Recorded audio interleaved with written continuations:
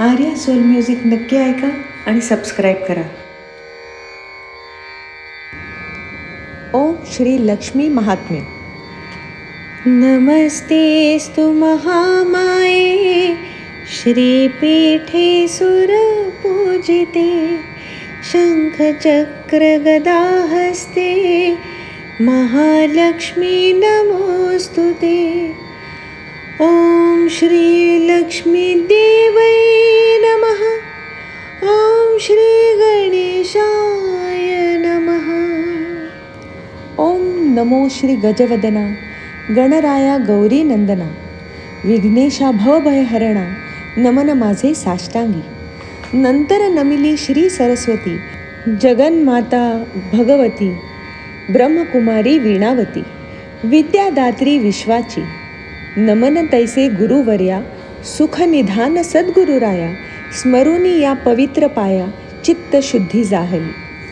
थोर ऋषीमुनी संत सज्जन बुधगण आणि सज्जन करुणी तयासी नमन विनवी मिलिंद माधव. ऐका ऐका भक्तजन लक्ष्मी व्रत करीतो कथन ते आचरिता होईल प्रसन्न लक्ष्मी माता तुम्हावरी.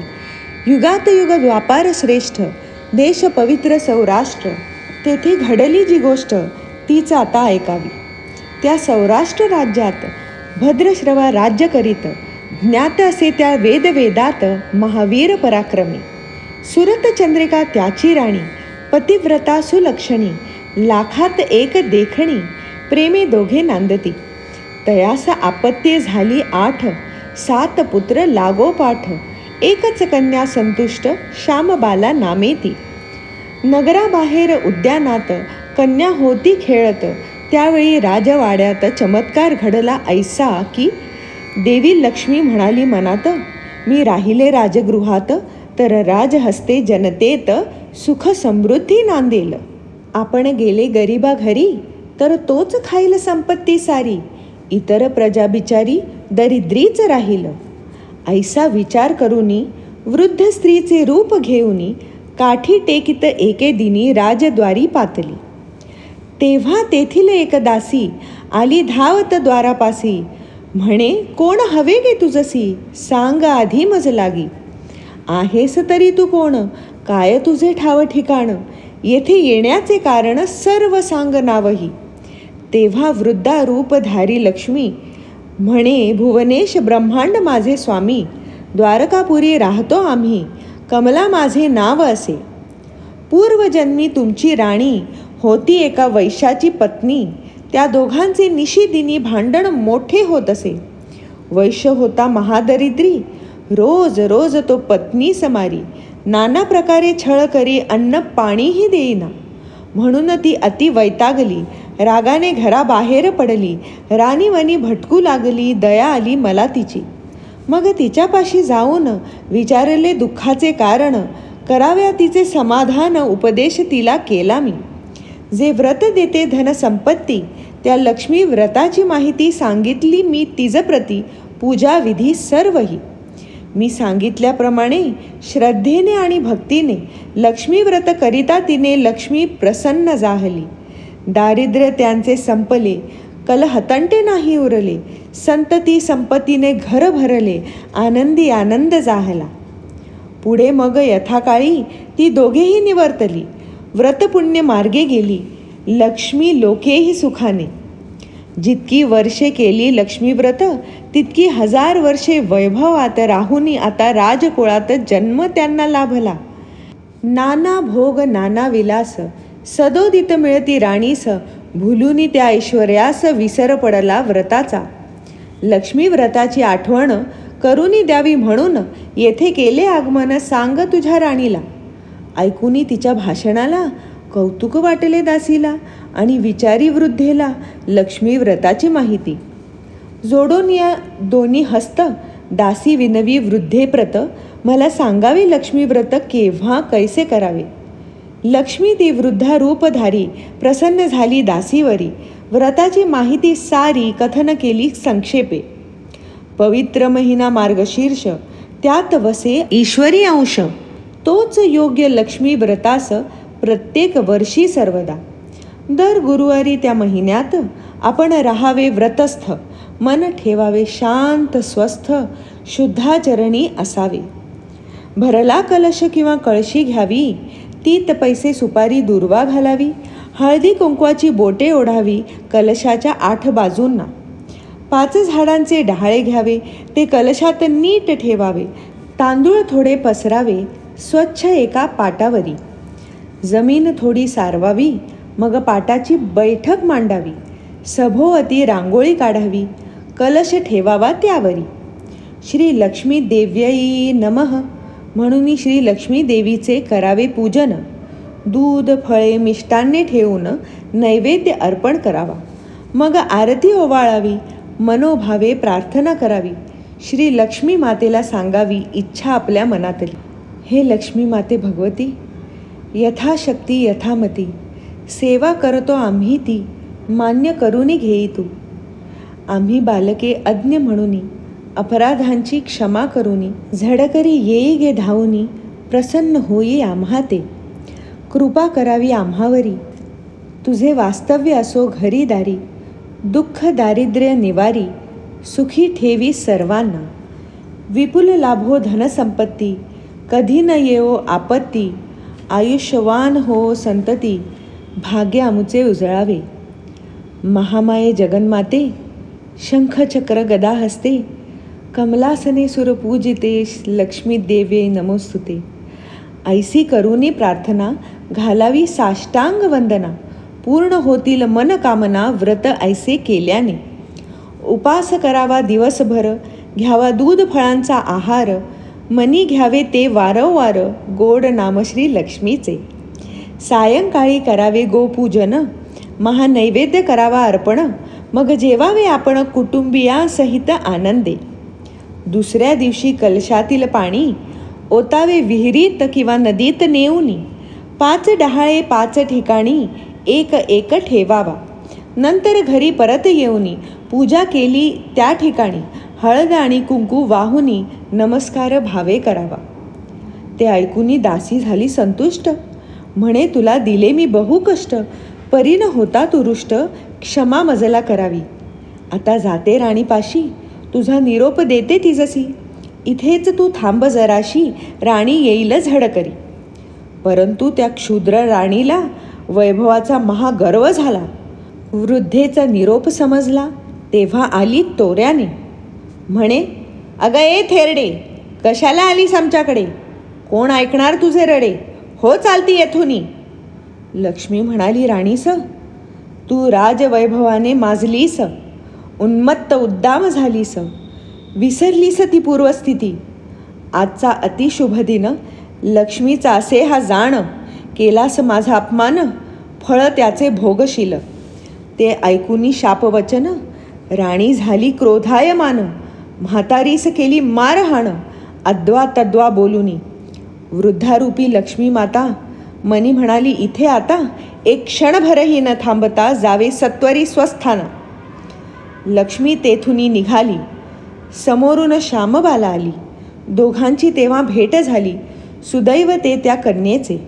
लक्ष्मीकडून राजकन्येला राजवाड्यातील प्रकार कळला. वाईट वाटले श्यामबालेला. तिने क्षमा याचिली.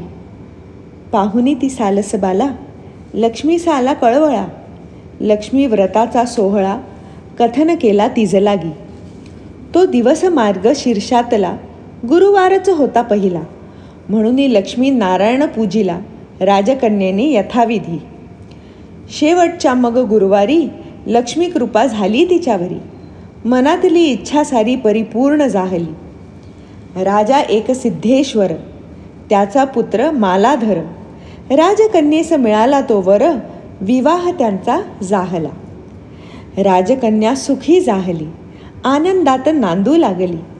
लक्ष्मी कृपेची सावली सतत त्यांना लाभली. इकडे भद्रश्रव राजा आणि सुरतचंद्रिका त्याची राणी. लक्ष्मी कोपली म्हणोनी दरिद्री झाली दोघेही. हा हा म्हणता राज्य गेले, धनवैभव नष्ट झाले. 18 विश्वे दारिद्र्य आले, अन्नान्न दशा जाहली. होता अवकृपा लक्ष्मीची, मात्रा चाले ना कुणाची. फळे आपल्या कर्मांची भोगावीच लागती. म्हणून ती राजा राणी दुःख भोगिती क्षणोक्षणी. हाल हाल होती निशिदिनी, काय करावे सुचेना. राणीने मग विचार केला. ती म्हणाली पतीला, जावई आपला आहे भला, साह्य त्याचे मागावे. जावे त्याच्या राजमंदिरी, कथन करावी दुर्दशा सारी. दया उपजेल त्याच्या अंतरी, द्रव्य काही देईल. त्याप्रमाणे राजा निघाला. जावयाच्या राजनिधीत आला, विश्रांतीसाठी बैसला नदीकाठी एकटा. राजगृहातील काही दासी तेथे आल्या होत्या पाण्यासी. पाहिले त्या भद्रश्रव्यासी आणि केली चौकशी. कोठोनी आला आपण, आहात तरी कोणाचे कोण? आपले शुभनाम संपूर्ण, सांगा आता आम्हासी. वदनी विलसे राजलक्षण, परी दशा दिसते हीन दिन. सत्य असेल ते कथन करा आता सत्वरी.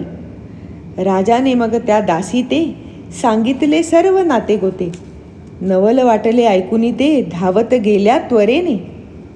राजवाड्यात श्यामबालेला पित्याचा वृत्तांत कळविला.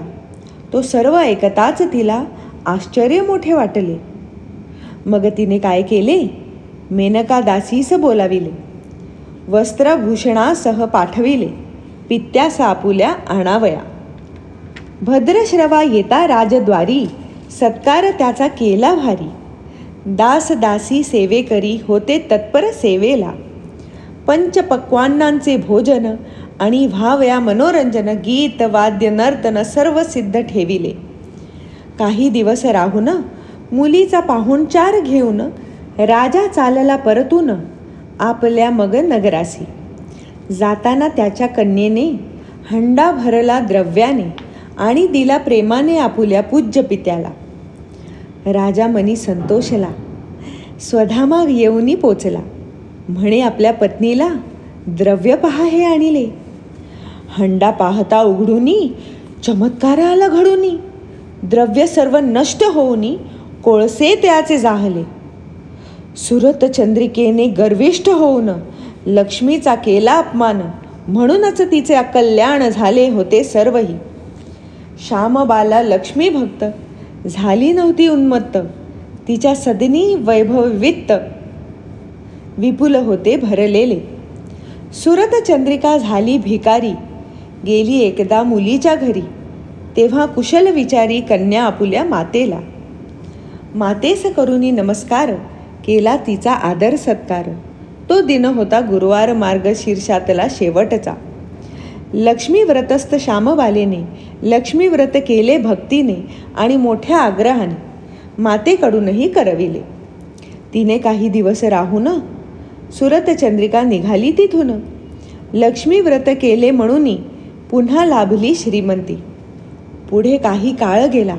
माहेरी आली श्यामबाला. परंतु तिथे मात्र तिजला अनुभव आला वेगळा. द्रव्य न देता पित्यासी कोळसेच दिले त्यासी.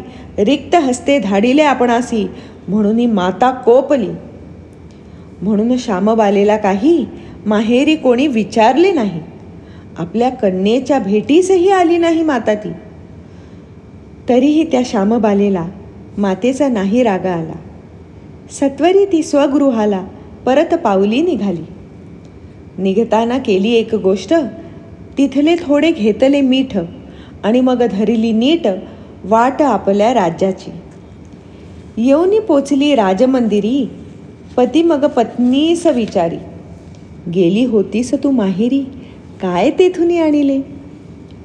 तिने त्यावर उत्तर दिले, मी राज्याचे सार आणिले. ते ऐकूनी नवल वाटले श्यामबालेच्या पतीला. तो म्हणाला पत्नीला, पाहू काय ते, दाखव मला. ते ऐकूनी श्यामबाला म्हणे, थोडा धीर धरा. मग सांगूनी आचार्याला स्वयंपाक अळणी करविला. राजा जेव्हा भोजना बैसला तेव्हा चकित झाला तो. श्यामबालेने काय केले, ताटात थोडे मीठ वाढिले. तेव्हा पदार्थ पात्रातले सारे रुचकर लागले. ती होती खरी चतुर. म्हणाली, हेच राज्याचे सार. मनी करिता विचार, पतीसही पटले ते. मग त्या उभयंतांनी लक्ष्मीचे स्मरण करुनी भोजन आनंदे संपवोनी नांदू लागली सुखाने. सारांश हे लक्ष्मी व्रत शीघ्र फलदायी सदोदित करिता श्रद्धेने जीवनात आनंद खरा लाभेल. प्राप्त होईल सुख समृद्धी, धनधान्याची होईल वृद्धी. ऐसी व्रताची प्रसिद्धी आहे सर्वत्र या जगी. स्त्री पुरुष भाविक भक्त करतील माझे लक्ष्मी व्रत, त्यांना ठेवीन वैभवात सत्य सत्य वाणीही. ऐसे प्रत्यक्ष लक्ष्मीने सांगितले आहे स्वमुखाने, पद्मपुराणी विस्ताराने वर्णिले असे सर्वही. धनधान्य लाभवयासी, सर्व सौख्ये मिळावयासी, इच्छित पूर्ण व्हावयासी लक्ष्मी व्रत करावे. करुणी भावे लक्ष्मी पूजन, हे महात्म्य करावे पठण किंवा करावे श्रवण, म्हणजे फळ लाभते. ऐसे लक्ष्मी व्रत केल्यावरी पुढे प्रत्येक गुरुवारी दिवसातून एकदा तरी महात्म्य अवश्य वाचावे. महालक्ष्मी होईल प्रसन्न, देईल विपुल धनधान्य, ऐश्वर्य, भूमी, गृह, वाहन लाभेल लक्ष्मी कृपेने. वैभव प्राप्त झाल्यावरी करू नये कधी शिरजोरी, नम्रतेने ठरल्यावारी लक्ष्मी व्रत करावे. स्वतः हे व्रत करावे, आप्त सोयीकयांशी सांगावे, त्यांच्याकडूनही ते करवावे, धनलाभ सर्वा होईल. ऐसे लक्ष्मी व्रताचे महिमान मिलिंद माधवे केले कथन, म्हणावे करुनी नमन. ओम ह्रीं श्रीं लक्ष्मीभ्यो नमः. हा मंत्र लक्ष्मी प्राप्तीचा, साक्षात संकल्प सिद्धीचा. यास्तव जप करावा त्याचा नित्य नेमे सर्वदा. शके 1894 कार्तिक शुक्ल पक्ष जाण, वैकुंठ चतुर्दशी सुदिन ग्रंथ संपूर्ण झाला हा. शुभं भवतु. ओम ह्रीं श्रीं लक्ष्मीभ्यो नमः.